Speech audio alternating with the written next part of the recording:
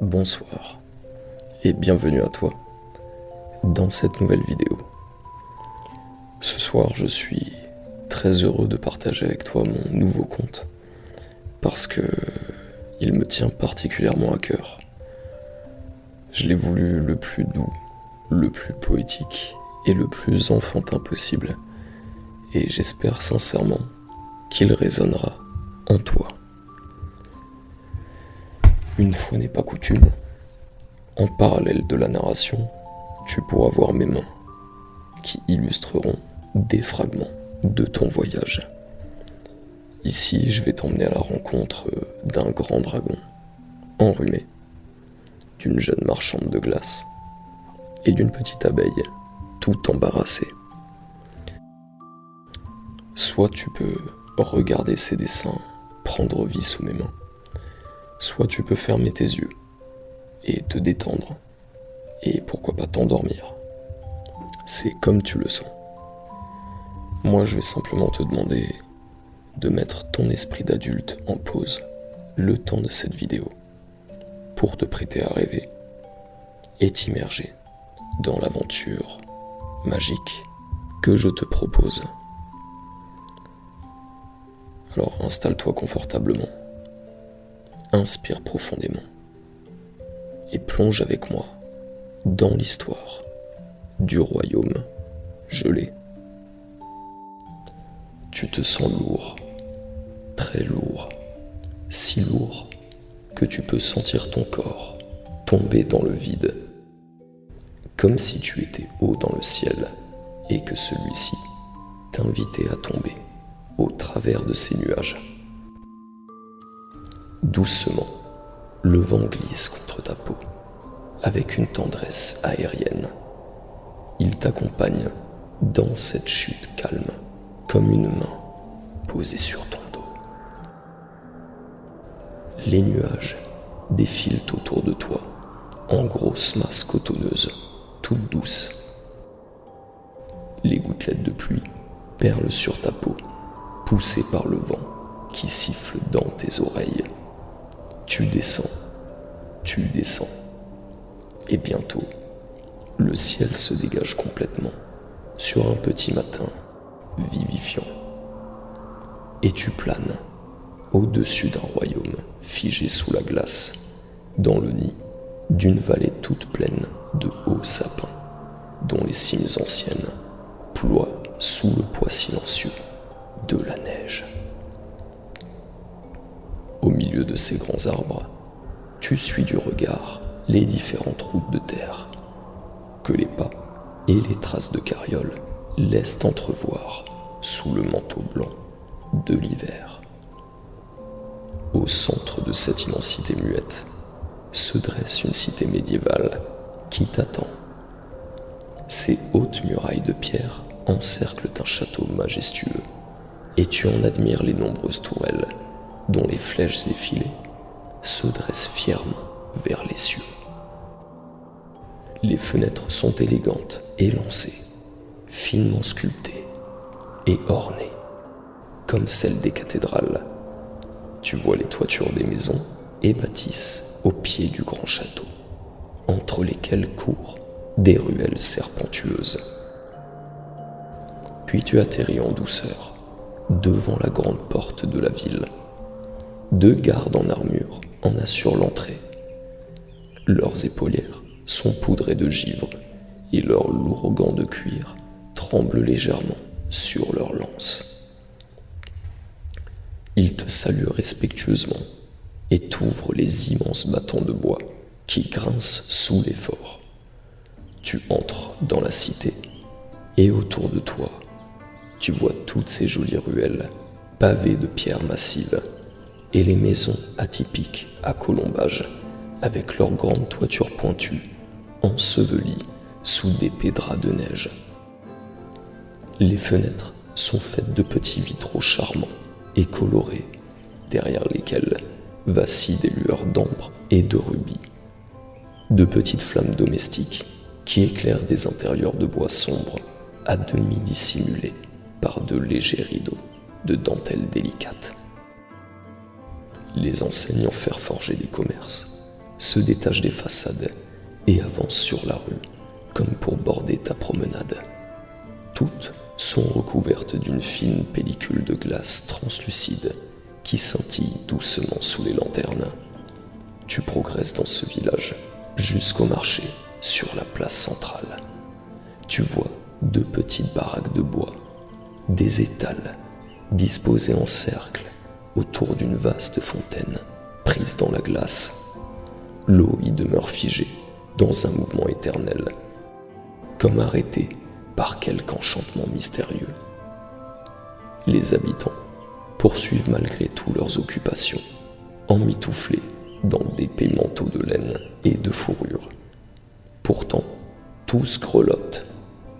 Un barde, sur les marchands-pierres d'une taverne, essaie tant bien que mal de jouer de son luth. Mais ses doigts tremblotants et ses gros gants en laine semblent trébucher sur les cordes. Même la flamme de la grande forge te semble grelotter. Et là, derrière un petit présentoir de verre et de bois, un bruit attire ton attention. Tu entends des claquements de dents, un peu plus forts que les autres, et ton regard se pose sur une jeune marchande de glace, visiblement aussi congelée que les douceurs qu'elle propose. Elle porte ses mains à sa bouche toute rose et souffle tout fort dessus pour tenter de les réchauffer. Son visage t'apparaît en intermittence à travers les voiles de la brume qu'elle expire. Ses joues écarlates se détachent de sa peau de marbre. Elle porte un large bonnet tricoté qui laisse échapper une chevelure noire de jet qui cascade sur son surcot rembourré. Puis, ses grands yeux acajou se posent sur toi et elle te sourit. Elle tient encore son petit stand sous une jolie tente rayée tendue maladroitement. Son étal déborde encore de cornets délicatement décorés, de sorbets aux couleurs tendres et de friandises givrées aux parfums fabuleux. Vanille boréale, framboise arctique, rose polaire ou menthe cristalline. Elle dispose avec soin ses créations sous la vitrine de verre, mais personne n'en achète plus désormais, car tout reste dur, comme de petits blocs de pierre dans cet hiver permanent. Pourtant, elle continue chaque matin d'ouvrir sa boutique avec patience, comme si elle refusait de laisser le froid emporter complètement le royaume. Là, elle t'explique d'une voix douce et inquiète. Autrefois, la vallée connaissait des saisons paisibles et lumineuses. Là-haut, dans les montagnes, vivait un dragon ancien qui veillait sur nous depuis des siècles. Chaque jour, il survolait les forêts, les champs et les toits de la cité, réchauffant l'air de son immense souffle.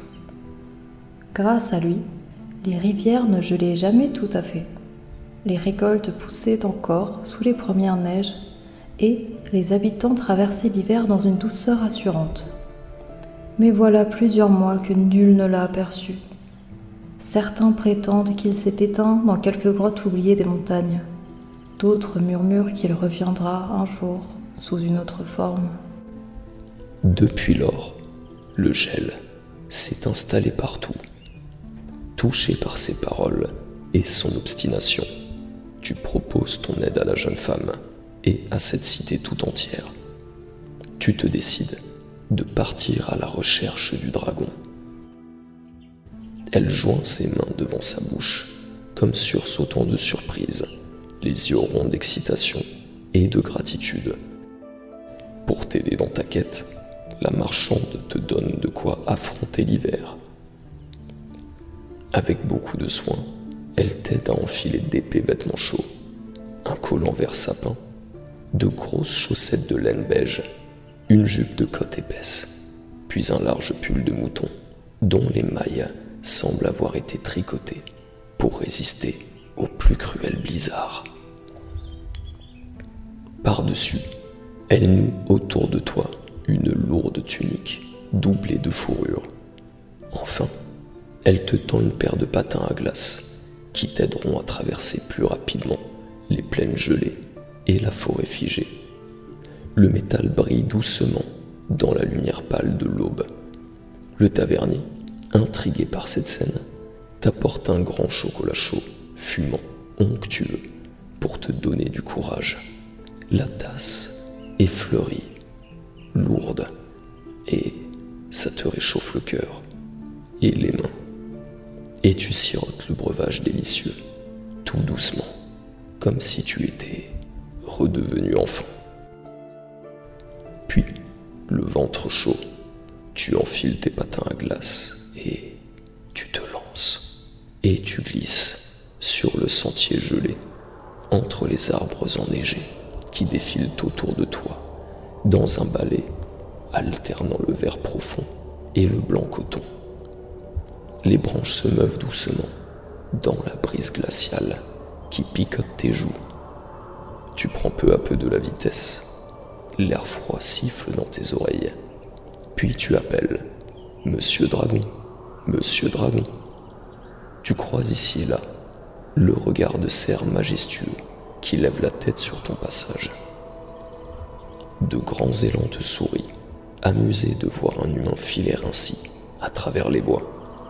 Tu appelles encore, et encore, et encore, jusqu'à la tombée de la nuit. Puis, au loin, une énorme quinte de toux retentit, effrayant la neige sur les branches, qui tombe sur le sol, toute tremblotante.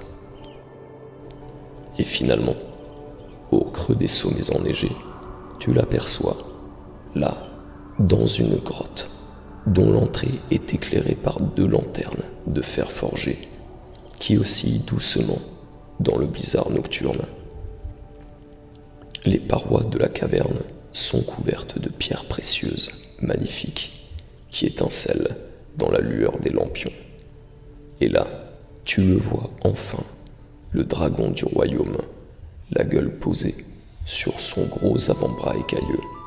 Il est immense, couvert de squames vert foncé, teinté d'un bleu nuit, avec de grands yeux jaunes incandescents, fendus d'une pupille de reptile, qui brille dans la pénombre des roches humides, comme 2 braises assoupies.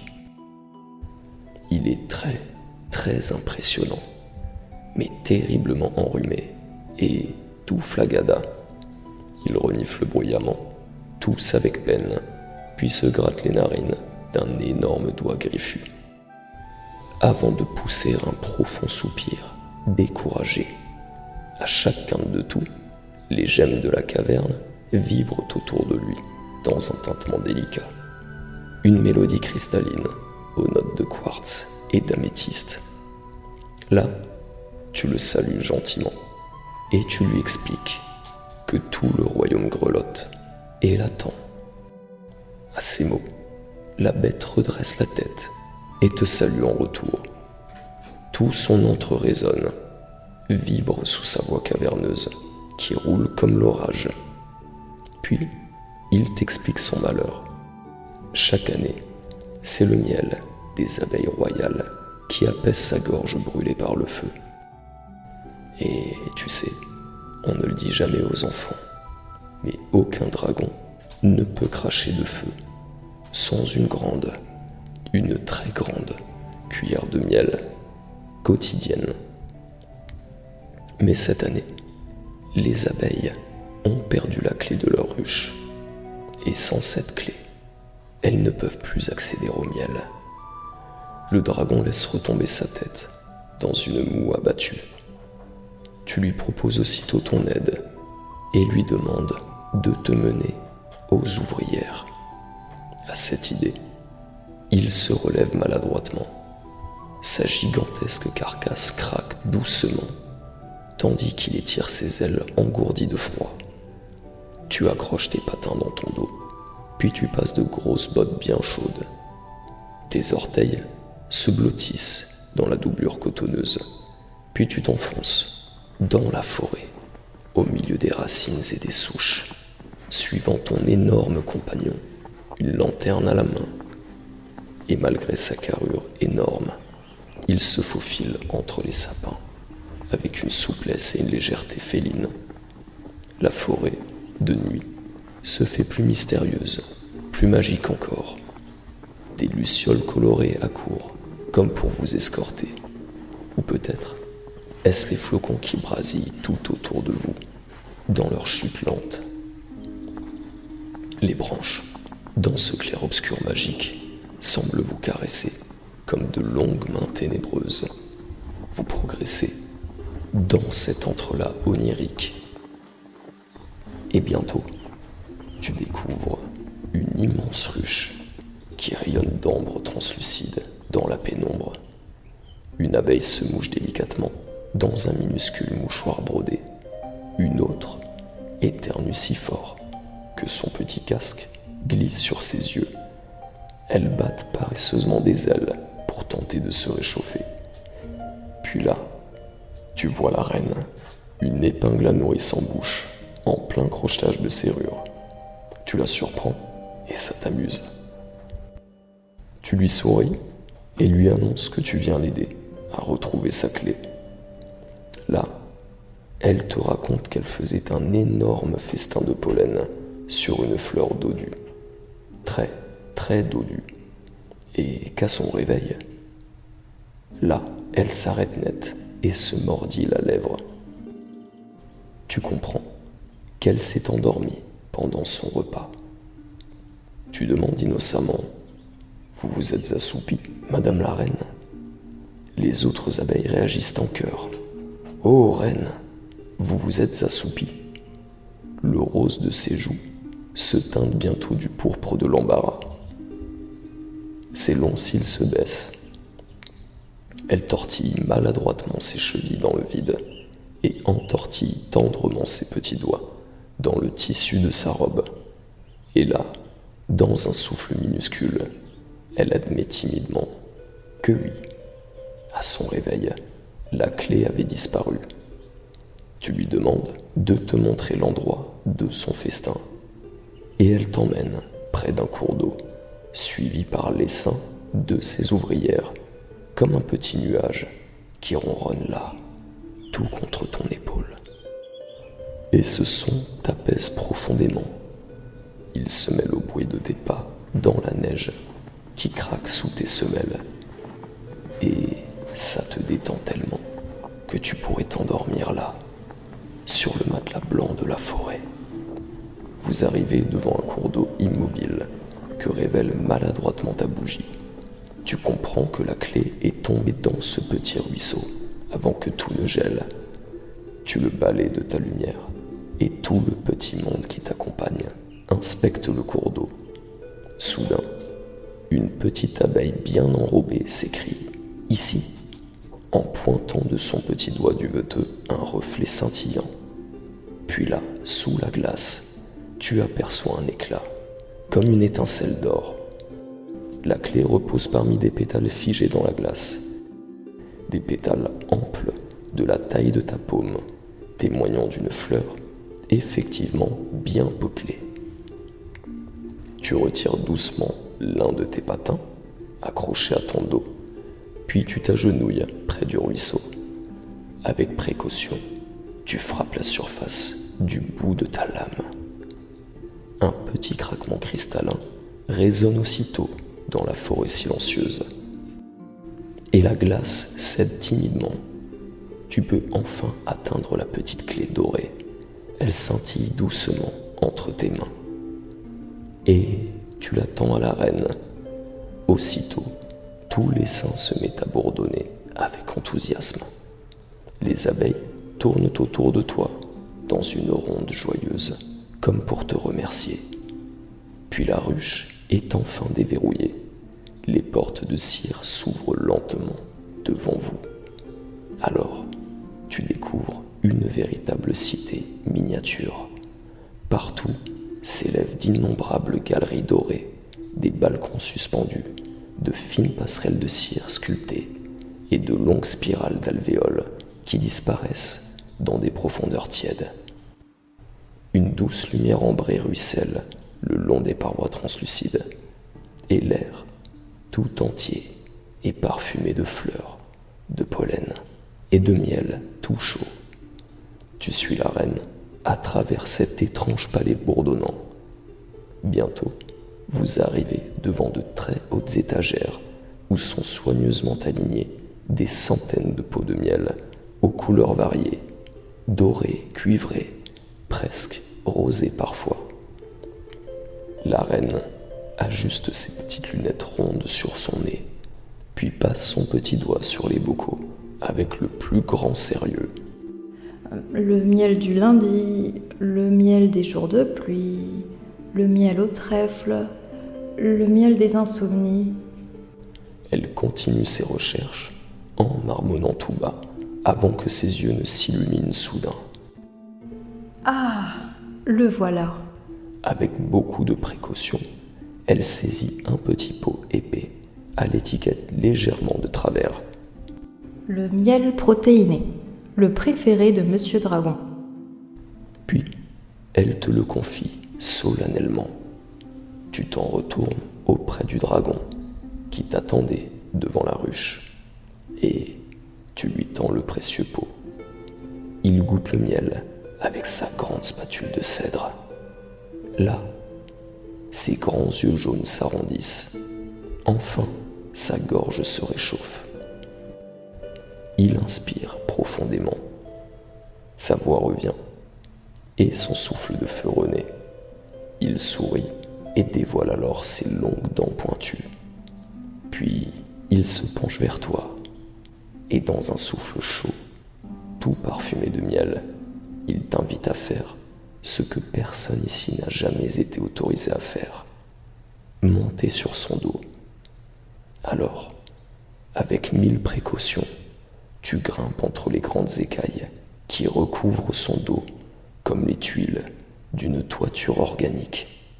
Elles sont chaudes sous tes mains, comme des pierres sous le soleil de l'été. Puis il prend son élan, et ses grandes ailes se déploient dans un bruissement profond. Et vous décollez. Chaque battement vous propulse au milieu des airs, sur une dizaine de mètres.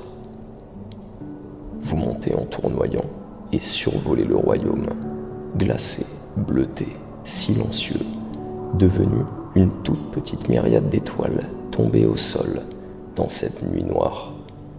Depuis le dos de ton compagnon, la vue est grandiose, comme une carte postale au ralenti. Puis, il ouvre la gueule et libère son souffle incandescent qui illumine le ciel comme une aurore vivante. Tu sens toutes les vibrations de son corps parcourues de ce brasier, comme si tu chevauchais une immense cheminée volante. Et tu dois t'accrocher plus fort encore. Progressivement, la glace fond sur les montagnes. Les rivières recommencent à chanter sous leur prison de givre. Les branches se délestent de leur neige dans de petits soupirs cotonneux. Les couleurs reviennent au monde. Les pierres des maisons retrouvent leur beige chaud et vivant. Les toitures rouges respirent de nouveau sous le soleil renaissant. Ici et là, de petites gouttes tombent des enseignes et des remparts dans un carillon clair et paisible. Et partout, dans les rues, les habitants lèvent les yeux vers le ciel, ébahis. Et peu à peu, le royaume se réveille. Puis bientôt, la joie éclate. Les gens rient, applaudissent, s'enlacent. Les manteaux lourds et les épaisses tuniques de laine s'envolent dans les airs. Sur les places, les bardes reprennent leurs mélodies oubliées. Les forges crépitent à nouveau avec vigueur. Les fenêtres s'ouvrent et le royaume retrouve enfin sa chaleur. Le soleil, lui, finit nonchalamment de remonter à l'horizon, comme réveillé par le souffle de ton compagnon. Vous atterrissez devant les grandes portes de la cité. Aussitôt, les habitants accourent vers vous avec des sourires émerveillés et caressent, câlinent le dragon et se blottissent tout contre lui. Et toi, tu retrouves la petite marchande qui court pour te serrer dans ses bras, en riant, ses grands yeux lumineux et humides plongés dans les tiens. Pour te remercier, elle te tend une glace avec un sourire enfantin, une glace qui recommence enfin à fondre gentiment sous les rayons du soleil revenu. Et tu la goûtes. Une délicieuse fraîcheur, parfumée, descend lentement jusqu'au creux de ton ventre. La glace fond sur ta langue. Elle est fleurie d'été et sucrée d'hiver, tout tendrement. Et dans cette alliance merveilleuse, tu as l'impression de goûter un morceau de printemps. Tu t'en retournes auprès de ton ami écailleux et tu partages ta glace avec lui. Il l'engloutit en une bouchée et un grand sourire satisfait se dessine sur sa gueule. Il éructe une petite flamèche, joyeuse, comme pour saluer le travail de la jeune artisan. Elle rigole doucement en apposant une main sur son museau, puis elle te tend une nouvelle fraîcheur pour ton retour. Tu la salues une dernière fois, ainsi que tous les habitants, et tu remontes sur le dos du dragon. Et vous décollez, comme s'il ne pesait pas plus qu'une plume, et ses ailes battent doucement, régulièrement, encore et encore, au rythme de ton cœur, qui ralentit au fur et à mesure de votre ascension. Là, il te propose de t'allonger, tout contre son cou tiède. La chaleur de ses écailles contre ta joue te cajole. Elle traverse lentement tes vêtements. Le vent se fait plus doux. Fatigué par cette journée, par ton aventure dans la vallée glacée, et bercé par les mouvements réguliers des ailes de ton grand ami, tu t'endors enfin tout là-haut, au milieu des nuages qui dérivent paisiblement. Paisiblement. Bonne nuit à toi, et à bientôt.